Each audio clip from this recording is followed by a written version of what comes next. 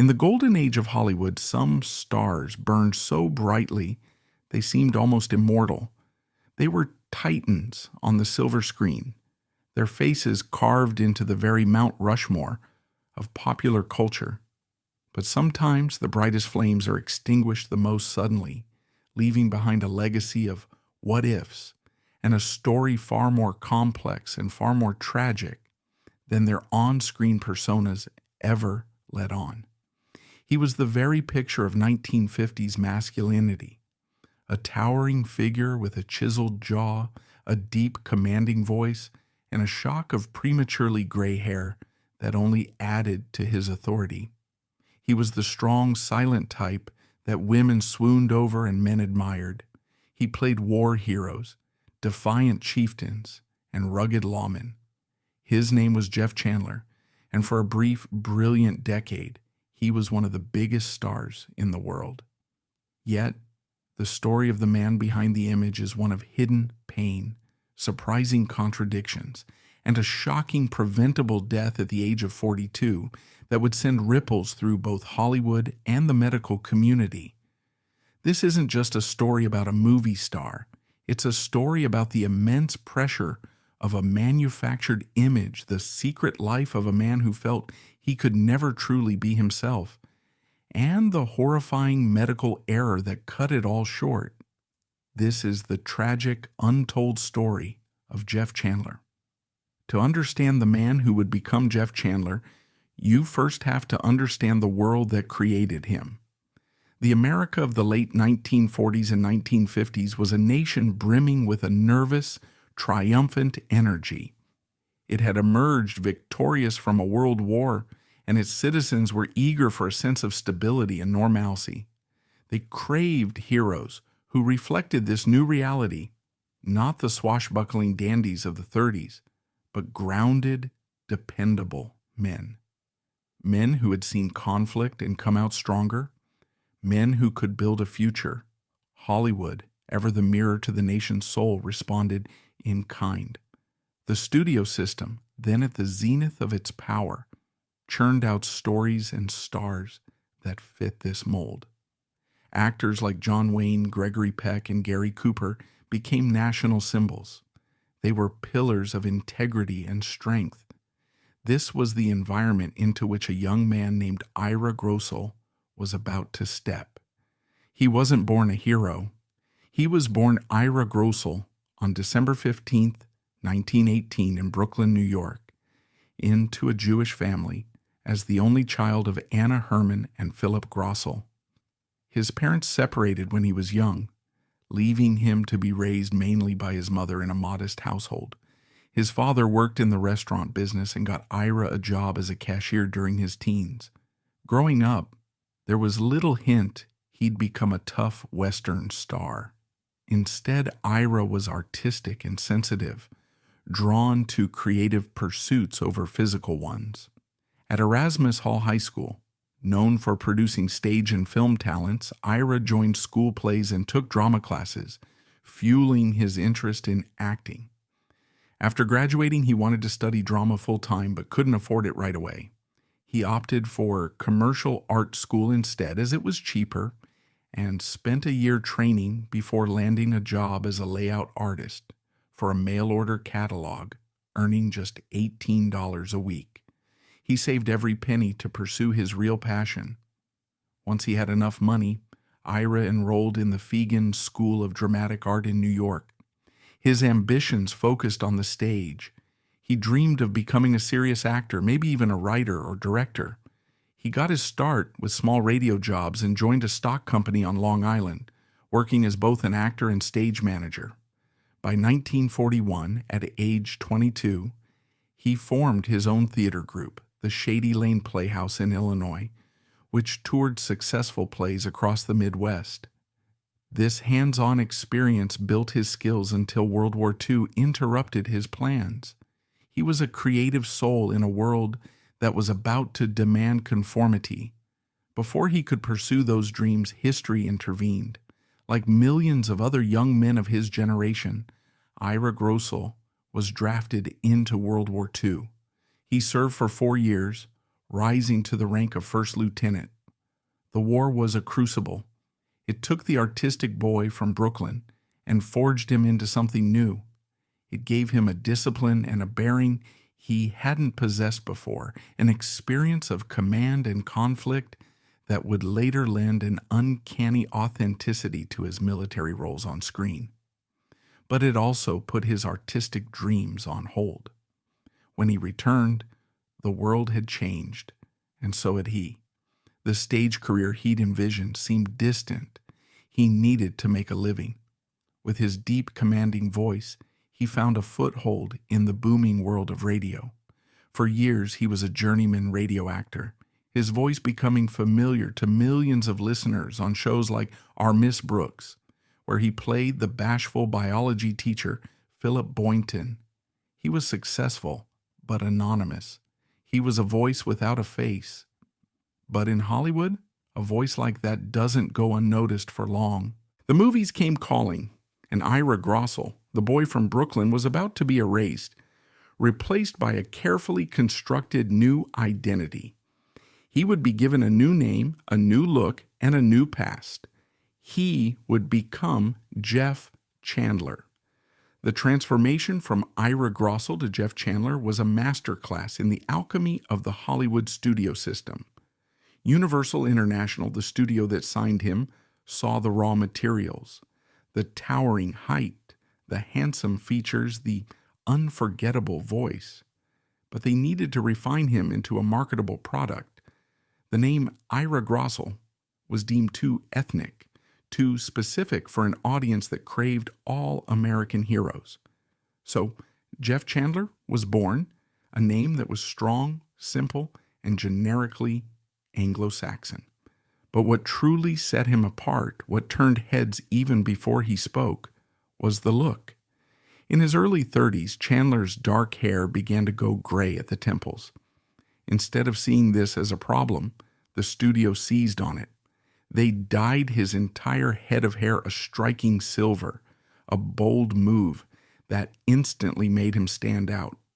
It gave him an air of distinction and premature authority. Combined with a year-round tan that the studio insisted he maintain, the look was complete. He looked like a Roman emperor, a seasoned general. He didn't look like a man in his early 30s. He looked timeless, mature, and powerful. His big break came in 1950, and it was a role that would define his entire career, for better and for worse. He was cast as the legendary Apache leader Cochise in the film Broken Arrow, starring opposite James Stewart. It was a landmark film. At a time when Native Americans were almost universally portrayed as savage, one-dimensional villains, Broken Arrow was a plea for tolerance. It depicted Cochise not as a bloodthirsty warrior, but as a man of profound dignity, wisdom, and integrity, a leader fighting for the survival and honor of his people. Chandler poured himself into the role. He approached it with the seriousness of the stage actor he had always wanted to be. His performance was a revelation.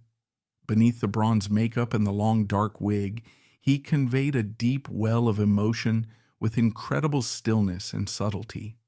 His resonant voice was perfect for Cochise's thoughtful, commanding dialogue. The film was a massive critical and commercial success, and Jeff Chandler, in a supporting role, stole the show.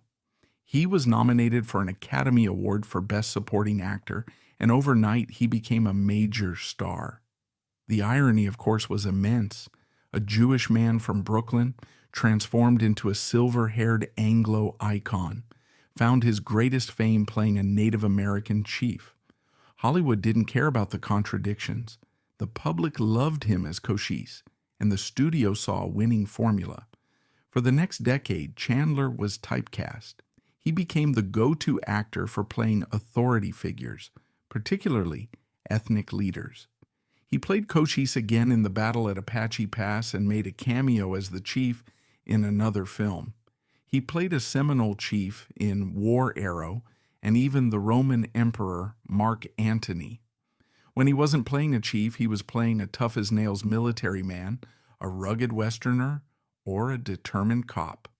Films like Away All Boats, The Jayhawkers, Man in the Shadow, and Return to Peyton Place cemented his image as the ultimate masculine ideal. He was consistently one of the most popular male stars of the 1950s, his name a guarantee of a certain kind of heroic adventure. But the man playing these roles was living a very different life. The pigeonholing frustrated him deeply. "They won't let me be a comedian," he once lamented. "They won't let me be a writer. They won't let me be a director. They want me to be the big, strong man." He had his own production company, ironically named Earl Marr Productions, after his daughters, and he hoped to use it to develop more complex projects. But the demands of the studio and the expectations of the public kept him trapped in his heroic persona. He was a prisoner of the very image that had made him famous. And the pressure of maintaining that image, of living up to the myth of Jeff Chandler, was beginning to take a silent, heavy toll. Behind the confident, silver-haired facade of the movie star, Jeff Chandler was a man of startling contradictions. The public saw the stoic hero, but those who knew him well saw something else entirely, a sensitive, insecure, and often lonely man who seemed profoundly uncomfortable in his own skin. He was a man who craved the normalcy he could never have and who hid his private self behind a wall of carefully maintained privacy. His personal life was a quiet storm. He had married actress Marjorie Hoschel in 1946 before his film career took off. Their relationship was passionate but incredibly volatile. They were bound by a deep affection but torn apart by the pressures of his stardom and his own inner demons. They had 2 daughters, Jamie and Dana, whom he adored, but a stable family life seemed to elude him. They divorced, remarried, and divorced again, their turbulent love affair providing endless fodder for the gossip columns, a public spectacle that the intensely private Chandler hated.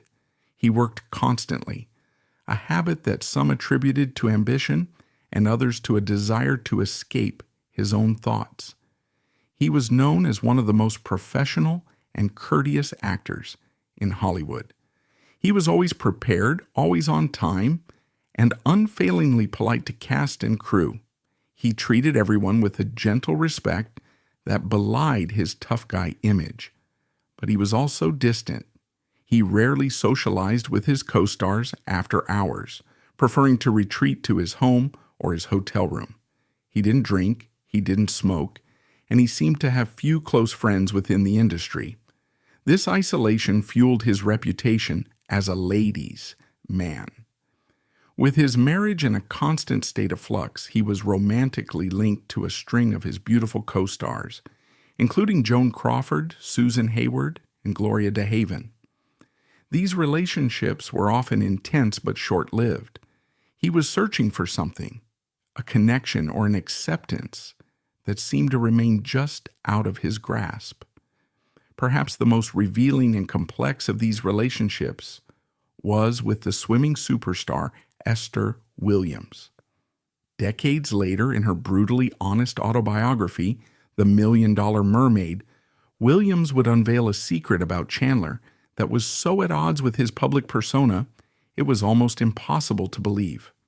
It remains one of the most shocking and poignant revelations about a golden age star, a detail that was never breathed in public during his lifetime.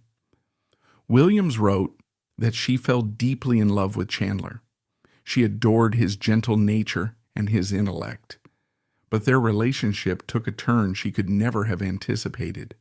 She claimed that one evening he confessed a secret passion to her. He enjoyed wearing women's clothing. He showed her a room in his home filled with dresses, wigs, and makeup. Williams described her shock and confusion, writing that he told her he found a sense of peace and release in cross-dressing. She wrote that he pleaded with her to accept this part of him, but she couldn't reconcile the man she loved with this hidden, secret self. that he had kept so carefully guarded from the world. The revelation ultimately ended their relationship. This account, from a single source years after his death, has been debated. Chandler's family and some friends have denied it, but it offers a profound, if unsettling, lens through which to view him. If true, imagine the psychological weight on the man who was the era's ultimate symbol of masculinity. Imagine the terror of being discovered, the sheer effort required to maintain the hyper-masculine Jeff Chandler persona day in and day out, while harboring a secret that would have utterly destroyed his career and made him a public pariah in the rigid culture of the 1950s. Whether literally true in every detail or not, the story speaks to a deeper truth about him. He was a man living a double life, a man whose inner reality was a world away from the hero on the screen. It paints a picture of a soul in profound conflict, and it makes his eventual tragic end feel all the more human and all the more heartbreaking. The myth of the Hollywood hero often demands a certain kind of ending, a noble sacrifice, a blaze of glory, a quiet ride into the sunset. The story of Jeff Chandler offers none of these. His end came not on a cinematic battlefield, but in a sterile hospital room, the result of human error, medical negligence, and a body that simply gave out. It was a slow, grueling, and deeply undignified death that stood in stark contrast to the clean, heroic narrative of his films. The beginning of the end came in the spring of 1961 on location in the Philippines. Chandler was filming what would be his final movie, Merrill's Marauders. He was perfectly cast as Brigadier General Frank Merrill, a real-life war hero who led a unit of American soldiers on a perilous mission through the Burmese jungle. Chandler, ever the professional, threw himself into the demanding role. The filming conditions were grueling, hot, humid, and physically punishing. During one scene while playing baseball with the other actors and crew, he injured his back. It was a herniated disc, a painful but common injury. He was a star, and the production depended on him. So like the tough guys he so often played, he pushed through the pain. He refused to hold up filming. He began taking powerful painkiller injections just to get through the day's shoot. He would finish a scene, his face a mask of stoicism for the camera, and then nearly collapse once the director yelled, "Cut." He was literally sacrificing his health for the sake of the film, embodying the very heroism the movie was celebrating. When he returned to Los Angeles, the pain was unbearable. His doctors recommended surgery to repair the herniated disc. It was considered a routine procedure, an operation performed thousands of times with a high success rate. On May 13, 1961, Jeff Chandler checked into a hospital in Culver City, California, confident that he would soon be on his feet again. He never walked out. During the surgery, something went terribly wrong. One of the surgeons, in the process of repairing the disc, accidentally allowed a clamp to slip, severing or badly damaging Chandler's aorta, the main artery carrying blood from the heart. He began to hemorrhage internally. The mistake was not immediately caught. In the hours following the initial surgery, as Chandler lay in recovery, his condition deteriorated rapidly. He was bleeding to death from the inside. What followed was a desperate 25-day nightmare. He was rushed back into surgery, a frantic 7.5-hour emergency operation where he was given massive transfusions. But the damage was done. The massive blood loss had sent his body into shock. Infections set in. His system began to shut down. 2 more emergency surgeries followed in the coming weeks as doctors fought a losing battle against rampant blood poisoning and organ failure. Hollywood and the world watched in horror. The studio released optimistic, misleading statements, but his friends who visited the hospital knew the truth. They saw a man fading away in agony.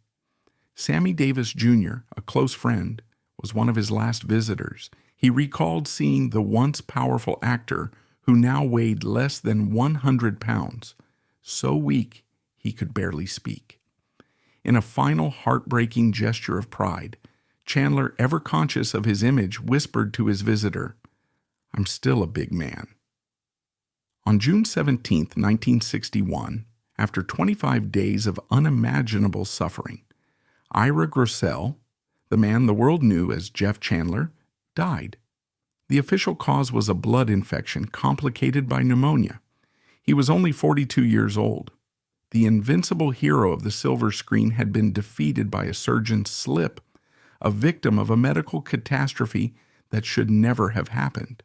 The shock was immediate and profound. How could a man who was the very picture of health and strength be gone just like that? The tragic, messy reality of his death shattered the powerful illusion he had so carefully maintained for over a decade. The death of a major Hollywood star is always a significant event, but the aftermath of Jeff Chandler's passing was more than just headlines and tributes. It became a landmark case that sent shockwaves through the medical and legal communities and left a lasting legacy that went far beyond his film career. His death was not just a tragedy, it was a controversy that raised uncomfortable questions about accountability and justice. His two teenage daughters, Jamie and Dana, left devastated and fatherless, filed a malpractice and negligence lawsuit against the two doctors and the hospital responsible for his care. They sued for $1.5 million, an astronomical sum for the time. This wasn't just a private family matter, it became a high-profile public battle. The trial laid bare the horrific details of Chandler's final weeks, exposing the cascade of errors that led to his death. Expert testimony confirmed that his aortic artery had been catastrophically damaged during the initial supposedly routine back surgery. The case became a flashpoint for public debate about medical safety and a patient's rights. In an era when doctors were often viewed as infallible figures, the Chandler case was a stark and public reminder of their fallibility. The legal battle was intense, but in the end, the evidence was overwhelming. In February 1962, the case was settled out of court. Chandler's daughters were awarded what was then one of the largest medical malpractice settlements in history, reportedly over $233,000, which, while far less than the initial suit, was still a monumental figure. The verdict set a significant precedent. It sent a clear message to the medical establishment that negligence had severe financial and professional consequences.